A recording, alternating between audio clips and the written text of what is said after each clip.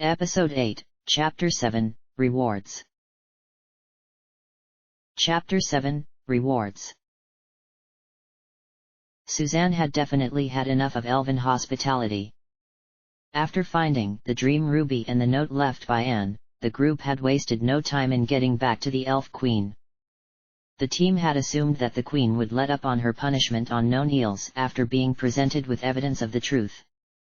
The group was mistaken in their assumption.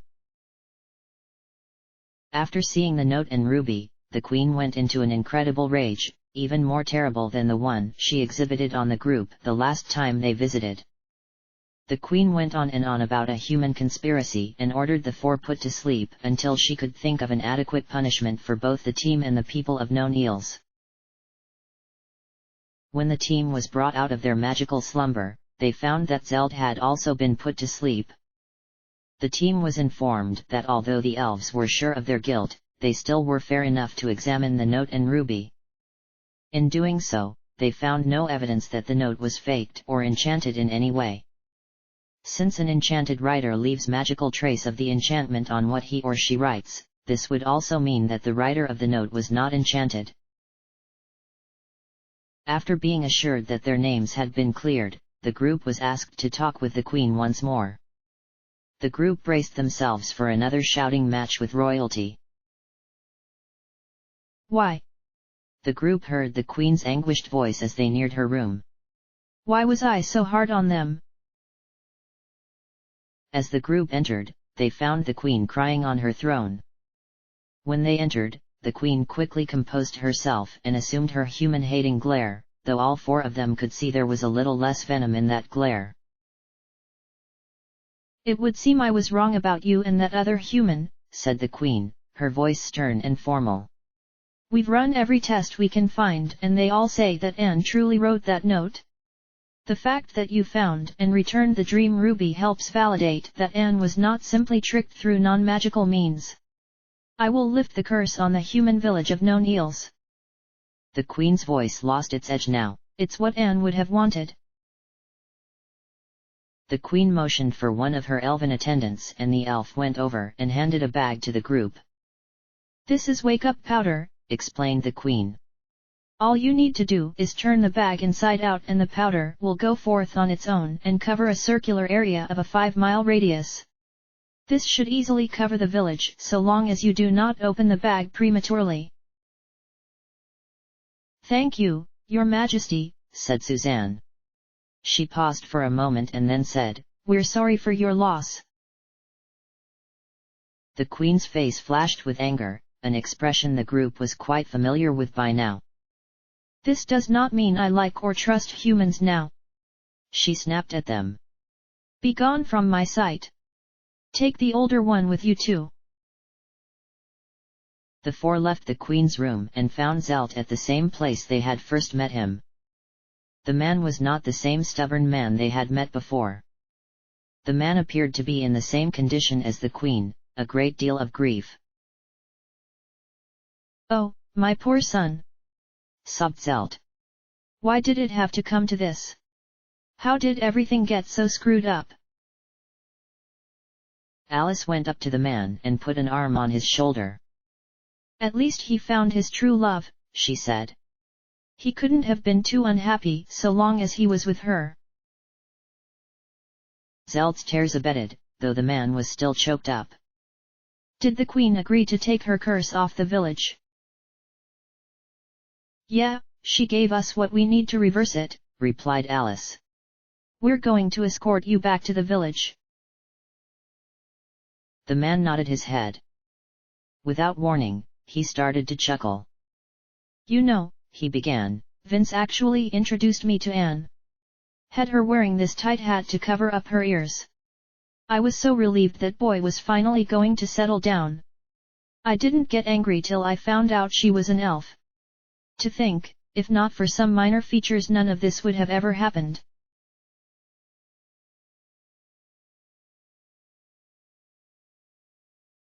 The group made the trip back to the village of known eels with little incident. As they were instructed, they took the bag of wake-up powder the Elf Queen gave them and turned it inside out.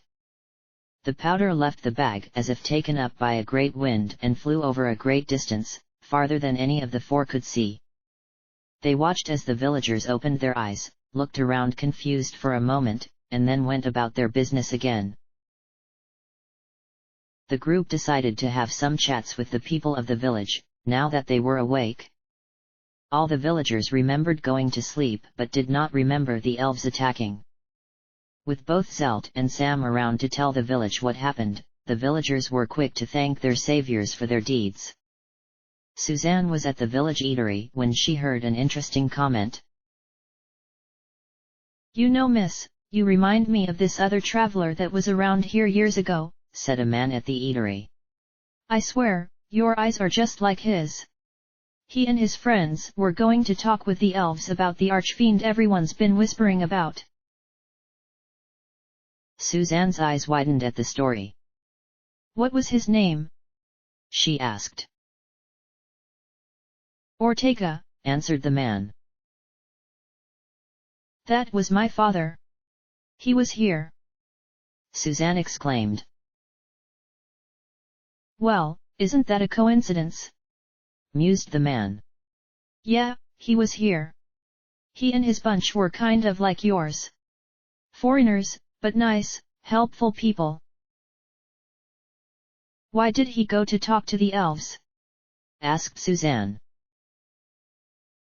"Said he wanted to patch relations between them and the Empire. Said that we couldn't be parted against a common foe," explained the man. Suzanne sighed. "I see he wasn't successful."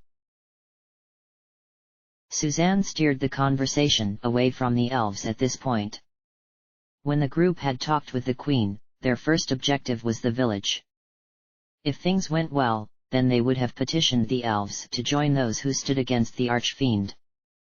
But the elves were clearly not going to listen to the words of any human.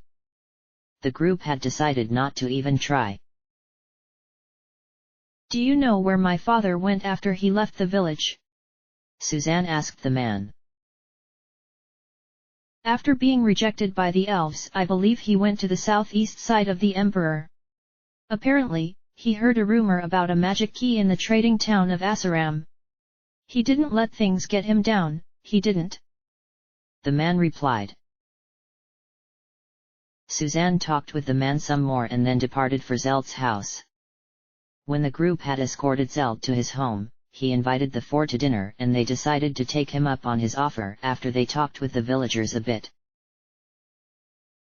"I wish I had an adequate reward for you," Zelt said as they sat at his table. "But I don't have much besides some coins. I'm sure the town would pitch in to get you guys a reward though, considering all you've done for us." "We don't need any reward," said Suzanne. "It was enough just to get the truth out." Zelt chuckled. "Well, aren't you the humble bunch? Whatever you say, you should go visit our Duke or maybe even the Emperor himself. I'm sure you'll get a nice reward from them. I could write you a note so they don't think you're lying." "Brumod murmury," said Alice, her mouth full of food. "I think she said, that's not necessary," translated Ron. "I've never seen a young woman eat so much," laughed Zelt. By this point, Alice had swallowed her food. "Hey, I need a lot of food to work my magic. Where do you think all my incredible power comes from?" she defended herself. "That's funny, because Suzanne uses magic and she's finished eating. Thomas uses as much magic as you do and he ate the least," Ron said. Alice sent a glare at Ron of such anger, he was worried he would turn to stone if he looked her in the eyes for too long.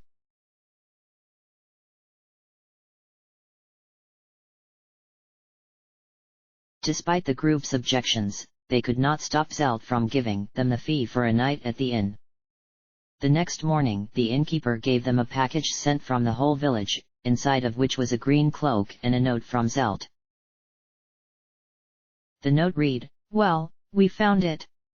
Protest all you like, you're keeping it. This handy piece of clothing enhances the wearer's ability to dodge blows. It's called the Cloak of Evasion. It's got some magic in it, it does. Great for those that don't like heavy armor. The group could not help but stop by Zeld's house to thank him and the village for the generous gift. Alice donned the cloak over her clothing. Then the group finally decided to teleport to the castle town of Romali.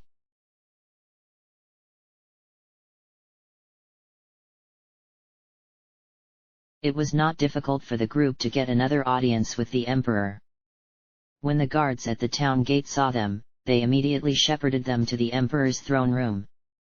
They found the ruler on his throne with the crown Kandar had stolen from on his head and with a large smile on his face. "Hail, great heroes!" he addressed them. "I have heard of your wonderful deeds. You'll be happy to know that the riots have stopped in the land Kandar usurped.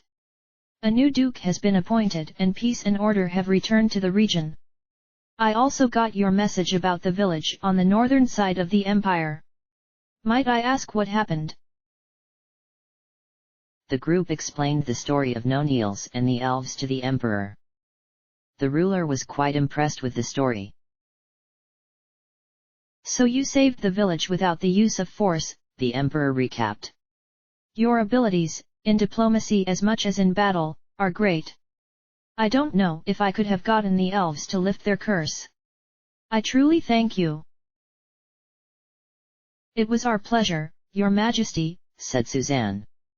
"At the risk of sounding pushy, does this mean you will support us on our quest?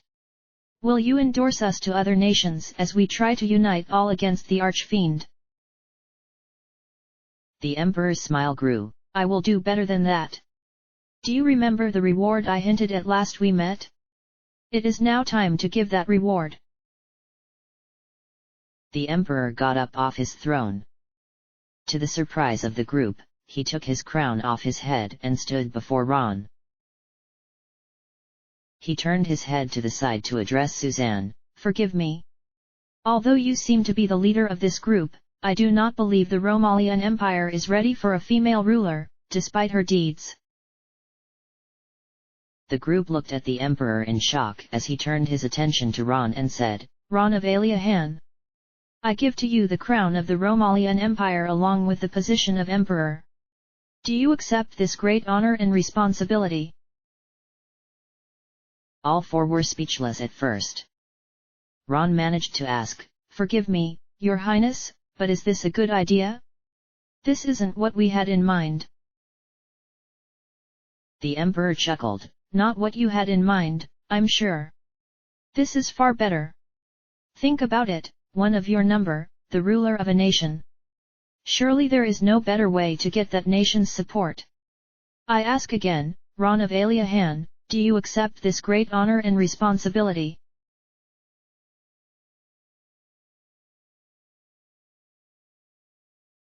"It's been 4 days, and I still can't believe that idiot accepted the emperor's offer," grumbled Alice. "While one has to question the former emperor's wisdom, how does that make Ron an idiot?" questioned Thomas. "What Villasik said is right, how better to get a nation's support than for one of us to rule the nation. But we don't need just one nation to stand against the Archfiend. If it were that easy, we would be done here. Now we're a man short on the rest of our journey," argued Alice. Thomas decided to drop the argument. "Where's Susie?" He changed the topic. "Talking to that his numbskullness, I think," replied Alice.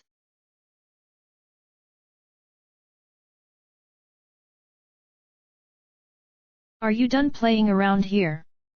asked Suzanne. "Is that any way to address an emperor?" asked Ron. Suzanne gave Ron an angry look and he replied, "Hey, I'm kidding, I'm kidding. Look, you gotta get me out of here." "Is that throne uncomfortable? Maybe you could make it law that all thrones will have an ample supply of pillows," countered Suzanne. "Come on, Susie. It sucks being emperor. They won't let me out of the sight of the guards, and they won't let me practice fighting or go to the bar or anything. Ron complained. But I can't just step down or this place won't have a ruler. I have to name a successor. Fine, I'll find the old emperor and get him to take the throne back. Since this is really formal business, it'll probably help if I had a message from the emperor to prove I'm not trying to stage a coup or anything, said Suzanne. Thanks Susie, you're the best, thanked Ron. Ron wrote an official message stating his wishes to give the throne back to Villaseek, and Suzanne went off to find the man. She also got Thomas and Alice in on the search. Unfortunately, their search did not go well. They checked libraries, inns, shops, and just about every other public building they could think of, but there was no sign of the former emperor. Did you try the fight ring? Asked Ron, the next day when the rest of group told him of their lack of success.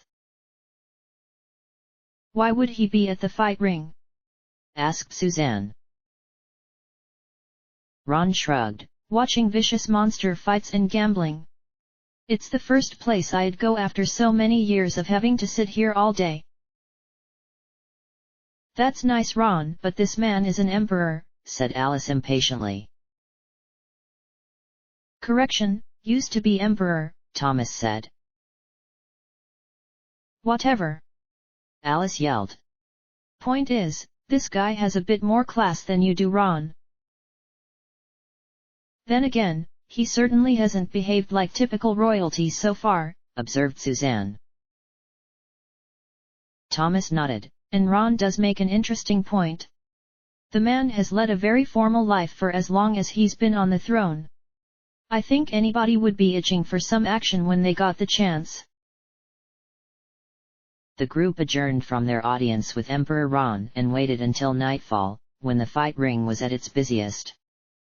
The place was packed to see a big fight that was scheduled for the night. The three split up and searched for Villaseek. It was Alice who managed to find the man. When Alice walked over to talk to the former emperor, he spoke to her first. The common people have it good indeed. I never knew gambling was so much fun. Your Majesty, Alice began. You forget, I am no longer the emperor. You can call me Villaseek now. The former emperor replied. Villaseek, Alice began again, you have to take your throne back. Susie has a note from Ron. Emperor Ron, you mean, cut in Villaseek. Okay, Susie has a note from Emperor Ron saying he'll give the throne back to you, Alice said, getting frustrated. Bah, that's not necessary. He'll make a fine emperor. Villaseek replied. Alice was very frustrated now. He doesn't know the first thing about being a ruler. She yelled at Villaseek. Villaseek laughed. He has plenty of advisors and supporters. They'll show him how it's done. But shouldn't somebody more experienced have the job? The people don't want to have to break in a new emperor. Alice protested. I'm sure he's doing a fine job, Villaseek said. The ex-ruler began to walk away. Alice grabbed Villaseek and spun him back around to face her. But we can't have him on the throne. We need him to come with us and talk to all the people from all the other nations. We're a man down now without him. Alice shouted at him. All it is with you is, but. You can find another warrior to fill his spot. He'll be happy supporting you on the throne. Villaseek said, now getting frustrated himself. No, he won't. He doesn't want to be emperor. Alice said. Of course he does, why would he have accepted the position if he didn't want to be emperor? Villaseek asked.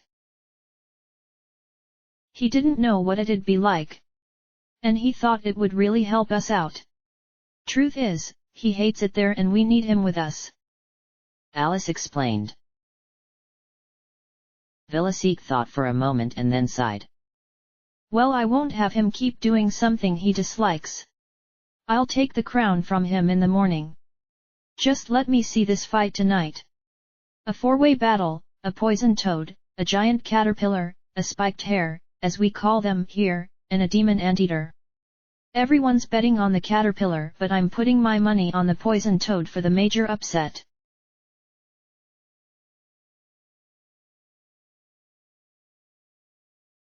The three went to the inn for the night, satisfied that they would have Ron back soon. They were given a sudden wake-up call in the morning.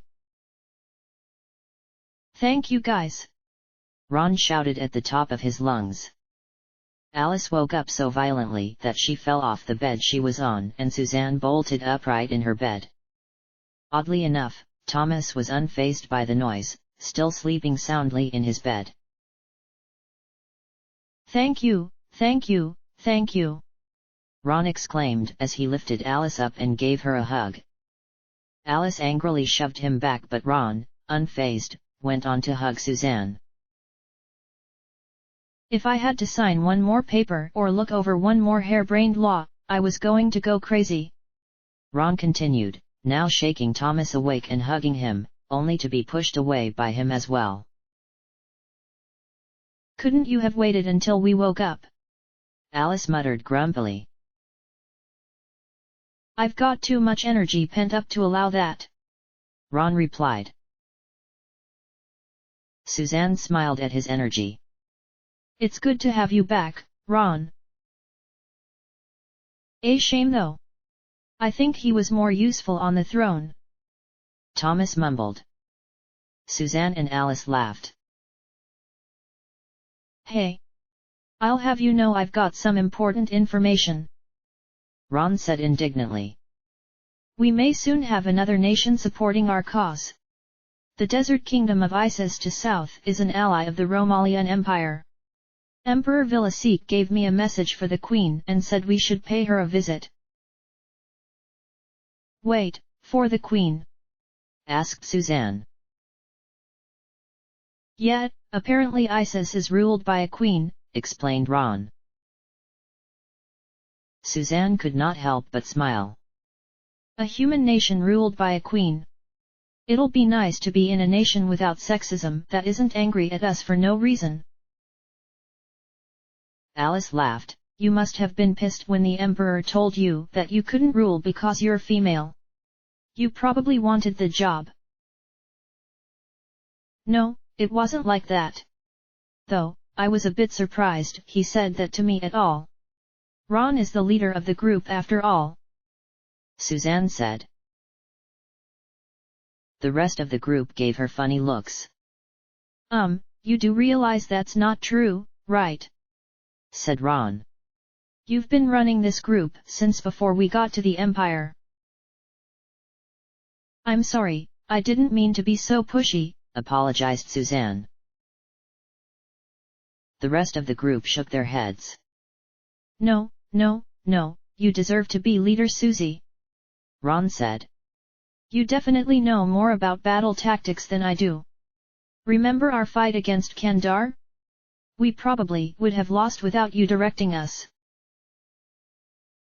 Yeah, and you're a lot better at talking with important people than we are, said Alice. Plus, this guy here only leads us into ambushes.